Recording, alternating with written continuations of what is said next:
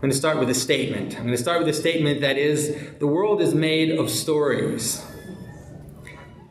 I mean, of course, the world is made of things as well, but mostly, I would say most significantly, the world is held together by stories. You know, as Orthodox Christians, we believe that we can encounter God anywhere and in everything. That in the language of St. Gregory of Palamas, the uncreated divine energies are hiding behind phenomena. We believe in the wonderful frame given to us by St. John the Theologian and expanded by St. Maximus, that the logos of things, everything in the world that's created has a hidden purpose, has a hidden logos. And all things are connected and they're united by their logos to each other and ultimately to the divine logos in love. When we hear such phrases, I mean, the first times I started to hear this type of language, I have to admit that it was easy for it to sound like kind of esoteric mumbo jumbo, you know? It has that strange sound. Here's my first thought. And I can understand that, you know. And sometimes it looks like something so obscure that we have to just make that leap of faith to believe it. But really, get rid of that. Really beyond the technical wording, this way of seeing the world is simply how the world presents itself to us. In fact, these truths about logos, about divine energies are so close to us that they permeate all our experiences. And it does begin with faith, and not just faith as this mental belief in something, but I would say faith as a commitment to the invisible.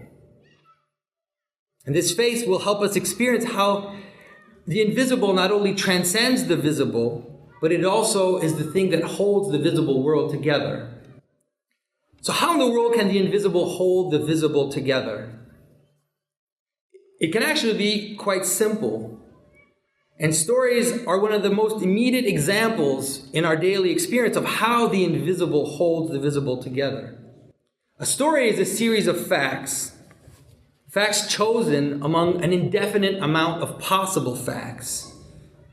Now, these facts are characters, they're places, they're objects that all interact in a string of events threaded together in a pattern of meaning. And the pattern of a story is the invisible part of a story. See, a pattern can't be found in the individual elements of a story, or even the accumulated elements of a story. But it appears as the reason why those things are brought together. And the pattern isn't arbitrary, it imposes itself on us, to our intuition, by how much it is meaningful to us. We know something is a story because it awakens our humanity, because it captures our attention. So like imagine a series of events, okay? Let's say this happened this morning. So this morning I got up, I put on one sock, and then I scratched my nose. I breathed 3 times, and my heart beat about 20 times. Then I put on the other sock.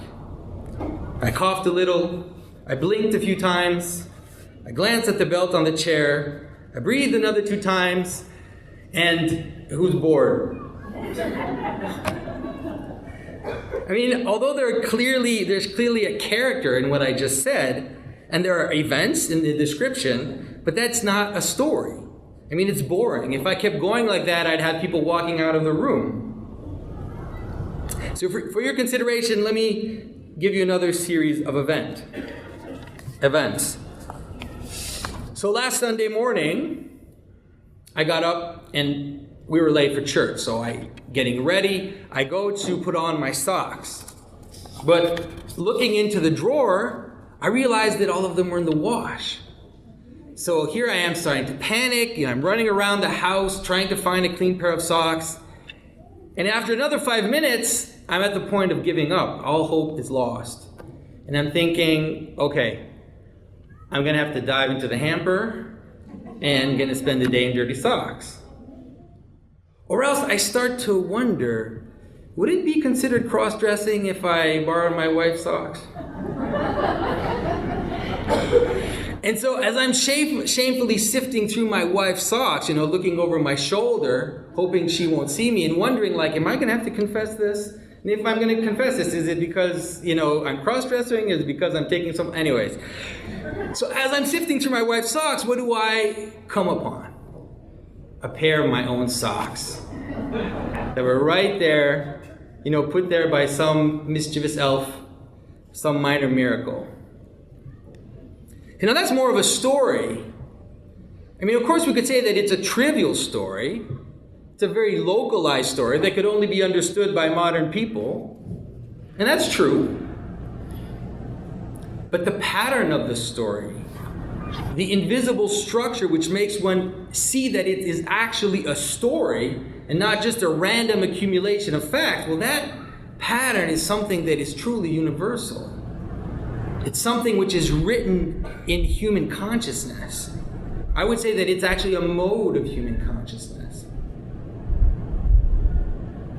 Now, in the little story of socks I just told you, one sees the loss of something important. Socks in this case. Because I come from Quebec, and in the winter, you don't go without socks. It's not going to happen. But more far-reaching stories will have more significant terms. So what's lost could be the Holy Grail. Or what's lost could be Sauron's ring. Or it could be the paradise of Adam and Eve. And then comes the panic. All hope is lost. But it's in the very descent into chaos and inversion that the thing is finally found by some surprise. So for the Grail, it's found in the castle of the wounded Fisher King. For the ring, in the dark cave of the riddling monster Golem. And the lost paradise is recaptured on the cross, where death and derision are transformed into glory. But in my benign missing sock case, the solution came as I'm sifting through my wife's sock drawer.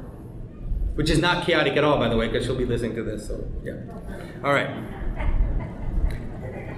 Of course, there's some stories that don't follow these patterns very well.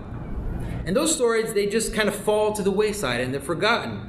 All of those how my day went stories, or the novels that you find in the discount bin, or those TV shows that get canceled after one season. But those stories that embody universal patterns in terms that have wider importance, well, those stories last. They enter our consciousness, and they support our identities. And they become this underlying web of references with which we encounter the world. That's really important because we all have this underlying web of references with which we function. And that's part of what the Bible does. That's one of the points of all these stories we tell. The creation, the flood, the life of Abraham, his descendants, the kings, the prophets, all of that is a giant pattern. And it's part of this cosmic web of logos that holds the universe together and prevents it from fragmenting into isolated particular events. This fragmentation is a process which leads to chaos. And even the reduction of these particularities into statistical possibility. Just look at where particle physics have brought us as they cut up the world into smaller and smaller discrete points. We need to guard our stories. Because the chaos that's described in Genesis, when it says, "In the beginning God created heaven and earth, and the earth was empty and void," that primordial chaos which precedes the light and sound of logos, that still lingers. It hasn't gone anywhere.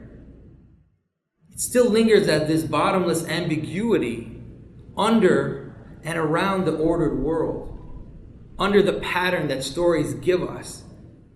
This chaos is held at bay by the edifice that logos establishes to hold creation together.